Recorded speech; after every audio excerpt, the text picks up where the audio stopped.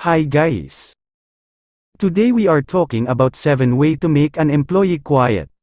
Earn your employees' loyalty by avoiding these mistakes. You've heard it countless times. Employees leave their managers, not their company. Is this true? And if so, what qualities of a bad manager cause employees to quit? Here are some characteristics of a bad manager that will have employees running for the door, and what you can do instead. Number 1, you micromanage them. You're an alpha. You relish the idea of holding on to every ounce of power possible. There's a certain way you want a job to get done, you'd better look over your employees' shoulders and ensure they are doing everything right. Or perhaps you're insecure about your value in the organization. You remain firmly planted in the weeds so that you're always in the know and can demonstrate your value in any given moment. You manage every moment on your team, leaving no detail or question unanswered. Try this instead. Fearful managers can be the worst micromanagers. Remember, you hired your employee for a reason. They are skilled, have bright ideas, and can be trusted. Let them figure things out without you guiding and dictating every step along the way. Ask more questions and give fewer answers, encourage collaboration with their peers and inspire them to come up with ideas. Employees won't learn nearly as much in a stifling environment where every move is tracked. Give them freedom and watch them grow. Number 2, you avoid talking about their career goals. Your employee deserves a promotion, but your hands are tied. You don't have the budget, and you can't make it happen, not now. Avoid talking to them about their career goals. Just stick to talking about KPIs and whether their tasks are completed. It's just easier that way. Try this instead. Employees want to feel valued, and what better way to show them they're appreciated than to be supportive of their career goals? Encourage employees to work on different projects, take on enrichment opportunities, or help to redefine their role to ensure they're fulfilled. Understand what drives your employees. Invest time asking thought-provoking questions, and then be quiet and listen. As managers, you don't need to pressure yourself to come up with all the answers. Employees will come to their own answers if you foster the environment to do so. Number 3, you don't give them feedback.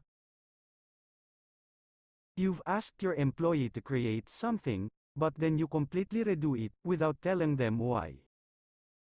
Providing detailed feedback is time-consuming, and you're busy. Plus, giving feedback can be so awkward, so it's best to avoid it.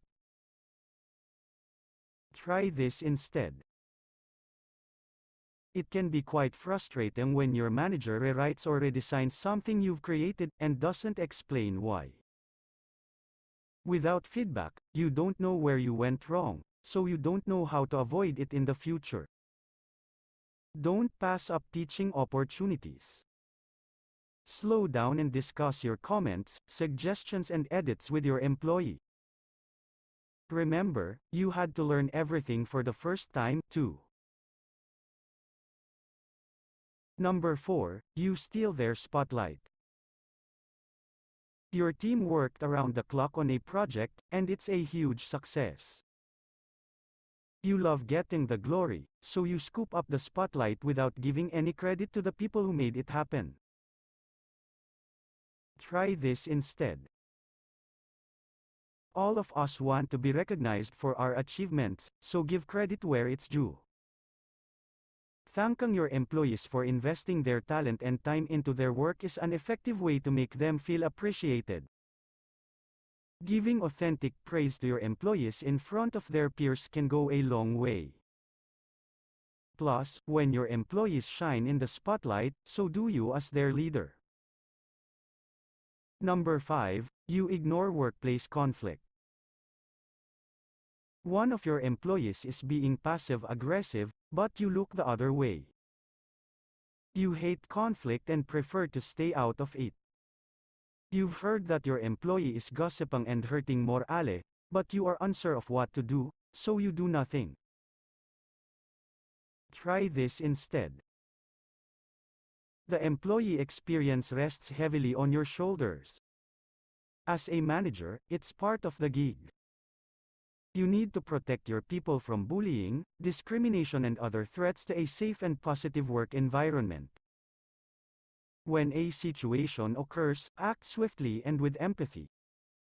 Bring in your HR partner when appropriate, and encourage an open-door policy. Number 6. You leave them out of the conversation. You make promises and hope your team can come through without asking for their input first. Your employees can survive a little stress, right? It will all work out, so why bother? They say measure twice, cut once, but pay no heed and shoot for the stars. Try this instead. Before finalizing your project plan, consult your team. As a manager, you're responsible for delegating work that can be achieved within your team's capabilities, budget and time frame. Setting your team up for success means understanding the many factors that impact a project and helping each person contribute in the best way possible. When you overpromise and underdeliver, you make your whole team look bad. Understand what's required to get the job done and be reasonable. No one wants to fail. Include your team when creating your strategy, earning buy-in and alignment along the way. Number 7. You dominate every conversation. You're very busy, and you've got to ensure you get your point across during team meetings. After all, you're the leader of the group with the most experience, so what's the harm in throwing your weight around sometimes? Try this instead. Be careful not to dominate a conversation with your ideas. When you monopolize a meeting, you prevent other ideas and solutions from surfacing, costing your team innovative solutions and new insights. Encourage your employees to contribute to the conversation, saying phrases such as, "I'd like to hear everyone weigh in on this issue. What do the rest of you think?" Be the manager your employees stick around for. None of us are born knowing how to inspire others to be their best. Being an inspiring leader is a choice, and can be a fulfilling and meaningful experience. Managing a team has its fair share of challenges, but you have the power to hold on to your top employees for years to come. Thank you for watching my channel. I hope you enjoy and learn to my tips. For more questions, please leave a comments below.